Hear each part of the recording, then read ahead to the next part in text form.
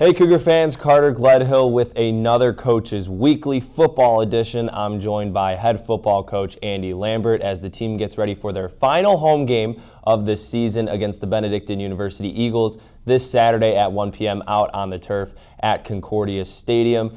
Andy, this is one part of the season where we've seen this team start to get a little bit of a movement going, and then it seems like they take that one game and there's just some obstacles thrown their way. But you've been very optimistic about getting through these challenges, staying in the right mindset, and I think a lot of that comes from you and the coaching staff. And I know we talked a lot about growth and how that's an important thing for this team, especially with a lot of young starters.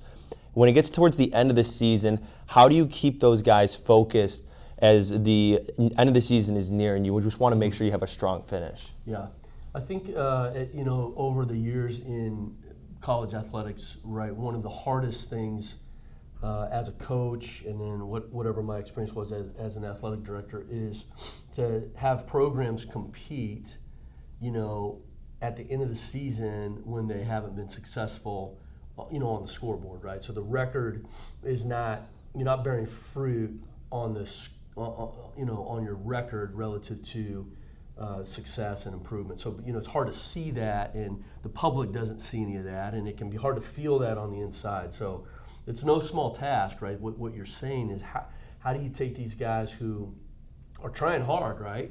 And every week we're trying to be successful and believe that we're going to be successful on the field, and then those expectations not necessarily being met, and not in all cases, and certainly not all players. But so that's a really hard thing to do, and so we're just trying to stay at it. I think there's a balance, right, where we talked about being young, but like at some point, these dudes have played 10 games or whatever 7-8 games now, and started a whole bunch of snaps. I mean, we got freshmen who have played almost every snap this season. So are they freshmen anymore? Are the sophomores who have played a lot, are they really young? So you've got to balance both of those of like what our expectations are and how we play, and but also being patient. And so that can be a fine line. But I will say this, and we've talked about this before. For whatever reason, our players are positive. They're bright when they're coming to sessions and coming to meetings. They're energized. On Monday we did our 45-minute deal or whatever we do on Mondays after meetings and video, and we couldn't get the guys off the field. They're running around and throwing the football around and doing a lot of stuff. So that's a good sign. That we're not like, for lack of a better term, depressed down. We're not. Our energy and our spirits are still really good. And that's a tribute to, like you said, the coaches, but also then to the players themselves. And hopefully you recruit to that filter, right? So one of the things is just like we're gonna compete regardless, and some of that has to do with what the record is. In a game, it has to do. Are we going to compete and give it our best shot, regardless of the score at the time, good or bad? So we're trying to recruit through that, and then put guys in place who at least can resonate with that at some level. So anyway, that's kind of what we're going through right now. And I think the one thing you talk about too is the players staying energized, and that's something that comes from within. There's not really, you can only go to the coaches so many times or rely on the coaches so much. And she also mentioned it's senior day on Saturday for your team, and I know we've talked a lot about the seniors for this team that have made a huge impact in terms of the leadership, the camaraderie, but also on the turf as well with their playing abilities. What has this senior group done differently than previous groups that is leaving the program in a better spot than when they first found it? Yeah, well, I don't have a long history here, with some of that. So the junior group, they were here, they've experienced, and I think the senior group potentially, depending on when they came in, have experienced 4 head coaches, or at least the senior group last year had. So that's never a good thing.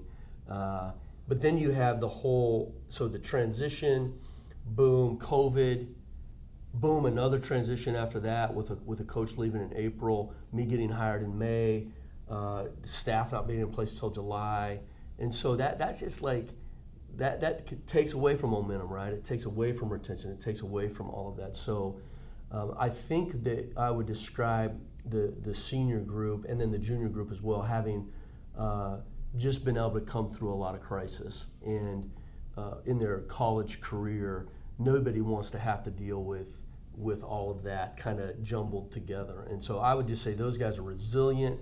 I've learned to really respect how they work and their perspective on these last 4 years, and they've been nothing but positive, which can be hard when you're coming through a lot of that.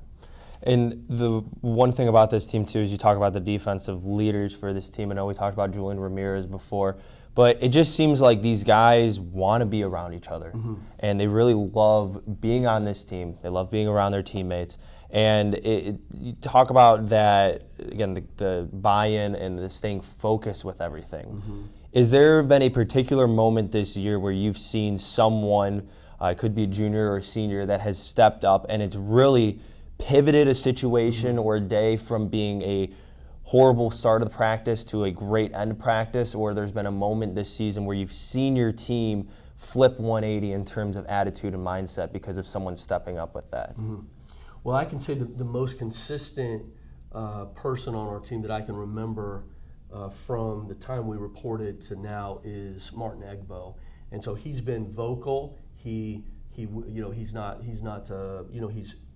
speak out, and people will listen. And so there's been times that he's rallied. But I just remember think back and see him as the most consistent voice. Other guys are doing the same thing. They may not just be as out front. But I would say Martin has kind of been the vocal glue that sort of held the pieces together. And we saw that in early camp. Remember, we went to the whole breakaway retreat for that day and did the high ropes and the lake front activities and that kind of thing. So, I think that was an important kind of framework to start the season. One of the things that can be really hard about, this transformation in any area of life, right, is that it may not always be those big moments, right? It's almost like you just try to increase those small bits at a time, and then as you look back over a 2-year time frame or a 4-year time frame or whatever that might be, then you are just like, wow, that's not even close to the same as when we started. So I think that's been more of the process here, where it's almost unnoticeable, imperceivable if you're in it on a day-to-day or week-by-week basis. But then as you look back over the last year and a half, just seeing how those seniors have grown and been the stable force that has held things together in what has not always been, a great environment relative to winning and losing and all of the chaos that was before we got here. Now let's focus a little bit more about this game on Saturday against Benedictine. Obviously one of the toughest teams in the conference, top 3 team. This is a Benedictine team that relies on their receivers, and they have a running back that is top 5 in yards per game. But this is a team that is one of only 2 in the conference that averages over 40 points per game. The other team is Aurora University. What is going to be the game plan in order to kind of slow down this high-flying Eagles offense? Well, that's true, and they can run that sucker downhill. They got big old dudes up front, and so they can maul you if they want, and then obviously they're just slick. They can throw it around, get it deep. They want to get the ball vertical, So we have to, some of that, in fact, probably more than people might think, is done on offense, right? Holding the football, going on long drives, not going 3 and out. So we had, so that's a big part of holding another defense or another offense down, is limiting the number of plays that they get. So that's our first priority. And then the other would be, limiting, we talk about this a lot, limiting the probability of those guys getting explosive plays. So again, on Saturday, it was like we miss a tackle, some, guy goes 60-65. We had a couple, 20-plus runs by their good running back last week. And so if you can limit those to, instead of 65, even if, whatever, you go 16, then that's a whole different experience to make them march and drive. So those will be the 2 key factors, as they always are, but much more highlighted this week than maybe these past 3 or 4. And offensively in that game against WLC, the biggest player for you offensively was actually your quarterback, Troy Prattley, but it wasn't his arm that got the job done. It was his legs. He had over 50 rushing yards. And it's been kind of this thing that we've glossed over a little bit when you and I have had conversations this year, because it's always been, in the last couple, for example, it's been Ederian with his 100-yard games. It's been Devin Bledsoe. It's been a guy that's had a big game that we talk about. But the style of offense with this team allows for the quarterback to roll out and get in some open space and obviously take off and tuck it and run. What does that do for the offense in terms of just giving the defense a different look, but also one more thing they have to worry about when they put together a scouting report for your team? Right. So we want to be a read option team. So that's going to be a part of whatever we're doing, whatever range on the spectrum that might be, right? So, at Southern Nazarene, before we got here, we might have had a quarterback, and he was a running dude, so he might have gotten 30 carries at some point in time. So, and we've been here the last 2 seasons where maybe the quarterbacks only had 7 or 8. So whatever range of that spectrum would be, we're going to read guys on the defense for our run game. And so what that allows us to do is we can block more guys, because if you're reading a guy or two, then that really helps. And then the second is, you can get some double teams at the point of attack and that kind of thing. So that's kind of the offensive framework. And with Troy, he does such a fantastic job of the read game, and then you saw some of his ability to run on Saturdays. So whether or not we move more into that, the game kind of dictates that, and what the defense does. But we were getting good looks at the quarterback last week, and I thought Troy did a really good job of taking advantage of that.